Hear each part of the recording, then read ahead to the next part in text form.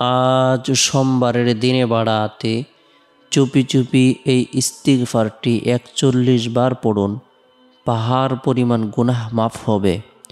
৬০ বছরের নফল নামাজের সওয়াব হবে।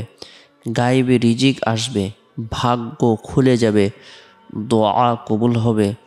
সোমবারের দিন অত্যন্ত বরকতপূর্ণ একটি দিন, ফজিলতপূর্ণ একটি দিন, মাহাত্ম্যপূর্ণ একটি দিন, তাৎপর্যপূর্ণ একটি দিন। সোমবারের দিন সাইয়্যিদুল মুরসালিন, ইমামুল মুরসালিন, খাতামুন নবীন, রহমাতুল লিল আলামিন, আমাদের হৃদয়ের স্পন্দন, কলিজার টুকরা জনাবে মুহাম্মদুর রাসূলুল্লাহ সাল্লাল্লাহু আলাইহি সাল্লাম এই পৃথিবীতে রহমাতুল লিল আলামিন হিসেবে আগমন করেছেন।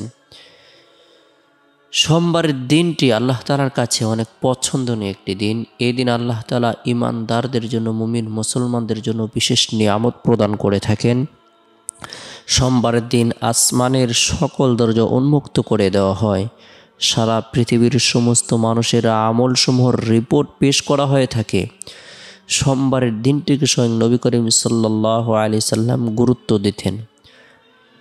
এই দিনটিকে যদি আমরাও গুরুত্ব দেই, এই দিনে নফল ইবাদত বন্দেগী করি, নফল নামাজ পড়ি, কোরআন তেলাওয়াত করি, জিকির আজকার করি, তাসবিহ তাহলিল পাঠ করি, রব্বুল আলামিনের দরবারে রুনাজারি করি, আল্লাহ পাক রব্বুল আলামিন আপনার আমার জীবনের যত গুনাহ আছে, সগীরা কবিরা, জাহিরি বাতিনি, শিরিক বিদআত, ইচ্ছায় অনিচ্ছায়, গোপনে প্রকাশ্যে, হাতের গুনাহ, পায়ের গুনাহ, চক্ষুর গুনাহ, কানের গুনাহ, শরীরের অঙ্গ প্রত্যঙ্গের গুনাহগুলো আল্লাহ তাআলা ধুয়ে মুছে নবজাত শিশুর ন্যায় নিষ্পাপ করে দিবেন।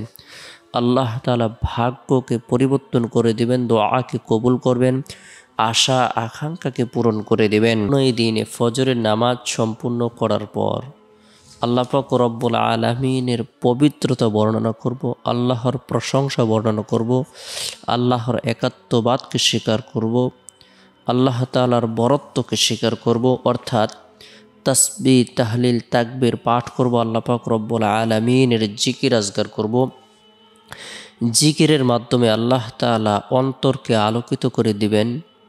মনের যত ধরনের ময়লা আবর্জনা রয়েছে, গুনাহের কালিমা রয়েছে, আল্লাহ তাআলা সেগুলোকে মুছে দিবেন। জিকিরের মাধ্যমে আল্লাহ তাআলা হায়াতের মধ্যে, রিজিকের মধ্যে বরকত দান করবেন, পেরেশানিকে দূর করে দেবেন। আল্লাহ পাক রব্বুল আলামিন কাল কিয়ামতের দিন আরশের নিচে ছায়া প্রদান করবেন। যে ব্যক্তি জিকির করবে, যার জিহ্বা জিকির দ্বারা সর্বদাই সিক্ত থাকবে, সেই হাসতে হাসতে জান্নাতে প্রবেশ করবে। তাই ফজরের নামাজের পর সুবহানাল্লাহ ১০০ বার আমল করব, আলহামদুলিল্লাহ ১০০ বার আমল করব, লা ইলাহা ইল্লাল্লাহ ১০০ বার আমল করব, আল্লাহু আকবার ১০০ বার আমল করব। যে ব্যক্তি গুরুত্ব সহকারে ফজরের নামাজ সম্পূর্ণ করার পর বরকতপূর্ণ এই ৪টি কালিমা আমল করবে, আল্লাহ তাআলা তার জন্য যে সমস্ত নিয়ামত প্রদান করবেন।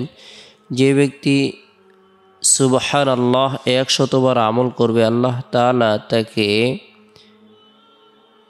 ১০০ হজের নেকি দান করবেন।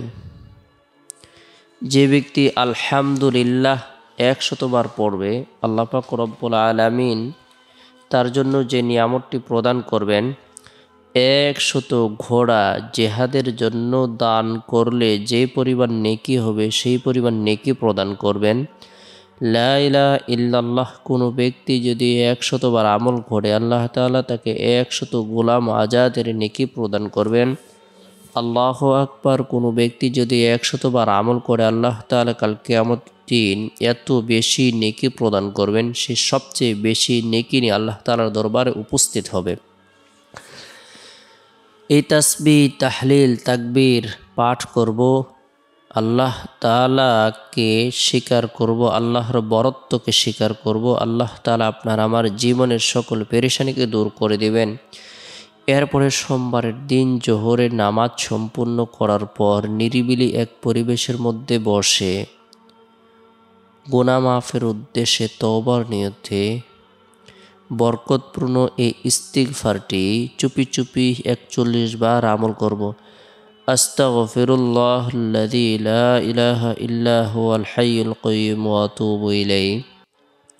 আস্তাগফিরুল্লাহাল্লাযী লা ইলাহা ইল্লা হুয়াল হাইয়ুল কাইয়্যুম ওয়া আতুবু ইলাইহি। যে ব্যক্তি বরকতপূর্ণ, ফজিলতপূর্ণ, মাহাত্ম্যপূর্ণ এই ইস্তিগফারটি আমল করবে, যদিও তার গুনাহ সমুদ্রের ফেনা পরিমাণ হয় না কেন, মরুভূমির বালুকা রাশি পরিমাণ হয় না কেন, পৃথিবীর সমস্ত দিন পরিমাণ হয় না কেন, পৃথিবীর সমস্ত রাত পরিমাণ হয় না কেন, আকাশের তারকা পরিমাণ হয় না কেন, পৃথিবীতে যত ধরনের বৃক্ষরাজি রয়েছে সেই পরিমাণ হয় না কেন, সে যদি তওবার নিয়তে আমল করে আল্লাহ তাআলা তার জীবনের সকল গুনাহগুলোকে ধুয়ে মুছে নবজাত শিশুনে নিষ্পাপ করে দিবেন। আল্লাহ তাআলা তার ভাগ্যকে পরিবর্তন করে দিবেন, তার জন্য জান্নাত অবধারিত করে দিবেন। তার ধারণার বাইরে আল্লাহ পাক রব্বুল আলামিন রিজিক প্রদান করবেন। কেননা রাসূলুল্লাহ সাল্লাল্লাহু আলাইহি সাল্লাম ইরশাদ করেছেন, মাল্লাজিমাল ইস্তিগফার জাআলাল্লাহু লাহু মিন কুল্লি দাইয়িকিন মাখরাজা ওয়া মিন কুল্লি হাম্মিন ফারাজা ওয়ারযাকাহু মিন হাইথু লা ইয়াহতাসিব। যে ব্যক্তি ইস্তিগফারকে আঁকড়ে ধরবে, অর্থাৎ একিনু ইখলাসের সাথে বেশি বেশি পাঠ করবে, আল্লাহ তাআলা তাকে প্রত্যেক সংকীর্ণতায় প্রশস্ততা দান করবেন এবং প্রতিটি দুশ্চিন্তা থেকে বাঁচার ব্যবস্থা করে দেবেন। আর তাকে এমন জায়গা থেকে রিজিকের ব্যবস্থা করে দেবেন যার ব্যাপারে তার কোনো কল্পনাও ছিল না। সুবহানাল্লাহ।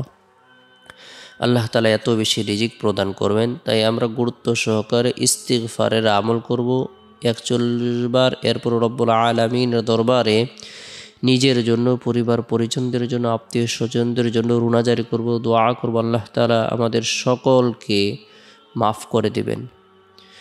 এরপরে সোমবারের দিন আসরের নামাজ সম্পূর্ণ করার পর গুরুত্ব সহকারে আমরা বরকতপূর্ণ এই দোয়াটি 3 বার আমল করব। বিসমিল্লাহিল্লাযী লা ইয়াদুররু মা ইসমিহি শাইউন ফিল আরদি ওয়ালা ফিস সামাই ওয়া হুয়াস সামিউল আলিম। যে ব্যক্তি এই দোয়াটি আমল করবে, আল্লাহ তাআলা তাকে অনাকাঙ্ক্ষিত বিপদ আপদ থেকে নিরাপত্তা দান করবেন। আসমানি জমিনি বালা মুসিবত থেকে আল্লাহ তাআলা তাকে হেফাজত করবেন। এই দোয়াটি আমল করব। এরপরে সোমবারের দিন শেষ হওয়ার পর যে রাত আসে, এই রাতটি হলো ফজিলতপূর্ণ একটি রাত। এই রাতের মধ্যে বিশেষ করে এশারের নামাজ সম্পূর্ণ করার পর নবী সাল্লাল্লাহু আলাইহি সাল্লামের প্রতি মহব্বত রেখে, ভালোবাসা রেখে দুরুদের আমল করব 100 বার।